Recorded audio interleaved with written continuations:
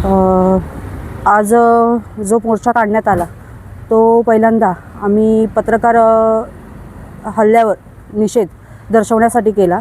हा मोर्चा बहादूर शेख नाका डॉक्टर बाबासाहेब आंबेडकर चौक येथून चिंच नाका चिपळूण पोलीस स्टेशन निवेदन देण्यासाठी असा काढण्यात आला आहे।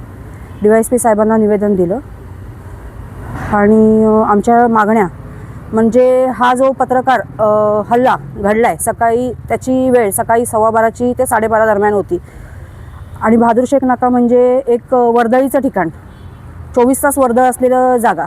अशा ठिकाणी जर असे हल्ले घडत असतील आणि पत्रकार म्हणजे आपण लोकशाहीतील चौथा स्तंभ मानतो आणि अशा पत्रकारांवर जर हे हल्ले होत असतील तर कुठेतरी सत्य समोर आणणाऱ्या त्या लोकांच्या मनात जी भीती होती ती आज आम्ही कुठेतरी कमी केली असं मी म्हणेन। अजून ह्याच्यावर बाकीच्यांनी पण पुढे येऊन निषेध व्यक्त करावा असं मला वाटतंय, पण कुठेतरी एक अंशतः तरी भीती आम्ही ही बाहेर काढली आज हा निषेध दाखवून।